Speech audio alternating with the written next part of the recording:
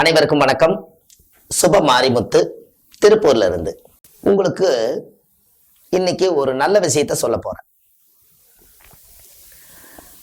யானையை பார்த்துட்டு போனால் யோகமா அப்படின்னு நம்ம இன்னைக்கு பார்க்க போறோம். ஏதாவது ஒரு காரியத்துக்கு நீங்க போகும்போது யானை உங்களை பார்த்துட்டா எப்பேற்பட்ட காரியமும் உங்களுக்கு நடக்க ஆரம்பிச்சிடும். இதுல இருந்து என்ன தெரியுது உங்களுக்கு?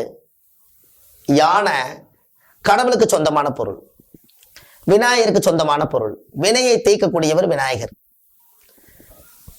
கஜம் என்பது யானை. இந்த யானை வச்சு தீனி போடுறதுங்கிறது அவ்வளவு சாமானியமா முடியாது. அப்போ அவ்வளவு தீனி போட முடியாத ஒரு பொருள் யாருன்னு கேட்டீங்கன்னா யானை தான்.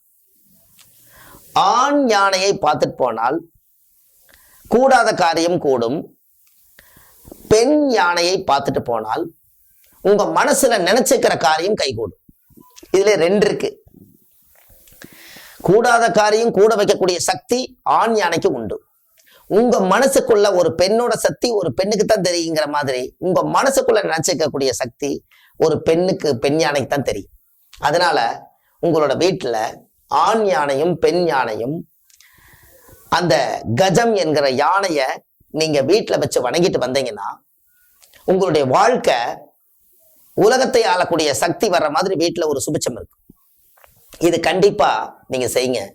நீங்க எங்கேயாவது ஒரு வழி சகனம்னு சொல்லி போகும்போது ஐயோ என்ன நடக்குமோ ஏது நடக்குமோ எனக்கு தெரியலையே, இப்ப நான் போற காரியம் நடக்குமா நடக்காதான்னு உங்களுக்குள்ள ஒரு மனக்கவலை இருந்துச்சுன்னா ஏதாவது போற வழியில யானை பார்த்துட்டீங்கன்னா யானைக்கு ஒரு தட்சணை கொடுத்து ஒரு ஆசீர்வாதம் வாங்கி ஒரு வாழைப்பழம் வாங்கி கொடுத்துட்டு போங்க.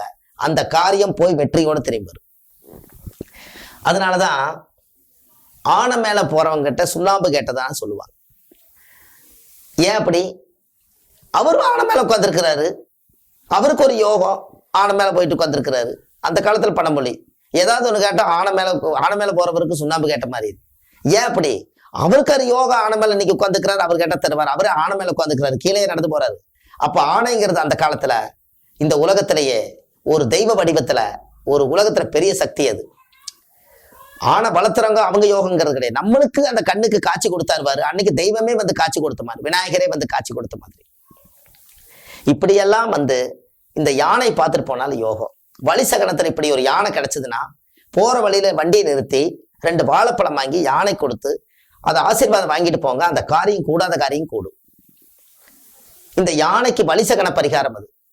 அப்போ அந்த காலத்துல இந்த யானைக்கு இவ்வளவு பெரிய சக்தி நம்மளுக்கு எதுக்கால போகும்போது நம்மளுக்கு யானை குறுக்க வந்தா நம்மளுக்கு அவ்வளவு பெரிய சக்தி இருக்கு. எல்லா காரியம் நடக்கும், சிறப்பான காரியம் பூரா நடக்கும். நீங்க அதை செஞ்சு பாருங்க. வாழ்க்கையில யானையுடைய பவர். இன்னொரு விஷயம் உங்களுக்கு சொல்றேன். இந்த யானை பார்த்துட்டு போனாலே யோகம்னு நம்ம சொல்லிட்டோம். யானையுடைய பாதம் வச்சு போகக்கூடிய அந்த மண்ணு, அதை எடுத்து கொண்டு வந்து கொஞ்சம் மஞ்சள், திருநூறு, சந்தன, குங்குமம், அந்த பாதம் பட்ட மண்ணு, இதை எடுத்து ஒரு மஞ்சள் துணியில கட்டி வீட்டு முன்னாடி கட்டுனீங்கன்னா யானையே வீட்டுக்குள்ள வந்துட்டு போன மாதிரி. இதை நீங்க செஞ்சு பாருங்க. உங்களோட வாழ்க்கை இன்னும் சிறப்பா இருக்கு. யானையோட பாதம் மண்ணு அவ்வளவு சீக்கிரமா கிடைக்காது.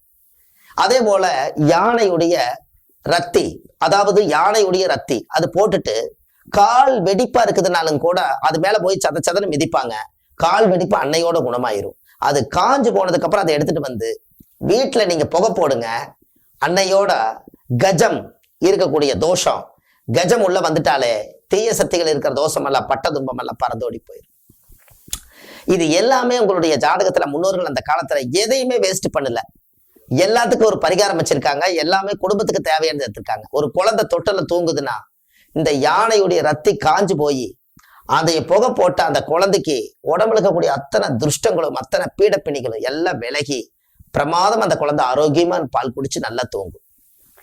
இதெல்லாம் உங்க வாழ்க்கையில இது ஒரு அதிசயமான சில கருத்துக்கள். இந்த பரிகாரங்கள் நிறைய உங்களுக்கு இந்த பரிகாரங்களை சொல்லிக்கிட்டே வரேன். நீங்க இந்த பரிகாரத்தெல்லாம் நீங்க போய் பாருங்க.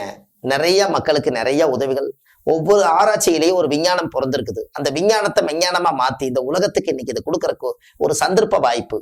அதனால எல்லாத்துக்கும் இதெல்லாம் சப்ஸ்கிரைப் பண்ணுங்க, ஷேர் பண்ணுங்க. உங்களுடைய வாழ்க்கையில ஒரு பெரிய மாற்றங்கள் ஏற்படுத்தும். இப்படி எல்லாம் யானைன்னு எடுத்துட்டா அப்ப யானை கட்ட ஆசீர்வாதம் வாங்குறது இந்த பதிவை நீங்க பார்த்தவங்க அத்தனை பேருமே ஒரு இடத்துல அவசரமா போயிட்டு இருந்தாங்க கூட வண்டி திருப்பிட்டு வந்து இந்த பதிவுல பார்த்து ஒரு ஆணகட்ட ஆசீர்வாதம் வாங்கினா போற காரியம் நடக்குன்னு சொன்னாங்களே, கண்டிப்பா நம்மளும் ஒரு ஆசீர்வாதம் வாங்கித்தான் போய் பார்க்கலாமே. நீங்க வாங்கி போய் பாருங்க, அந்த காரியம் நடந்துச்சுன்னா உங்களுக்கு இன்னும் கொஞ்சம் நம்பிக்கை ஏற்படும். இதெல்லாம் இயற்கையான செயல். கண்டிப்பா நீங்க செய்துட்டு வாங்க. உங்களுடைய வாழ்க்கையில ஒரு மிகப்பெரிய மாற்றம் ஏற்பட போகுது. அடுத்த பதிவில் உங்களை சந்திக்கிறேன். சுப மாரிமுத்து. நன்றி, வணக்கம்.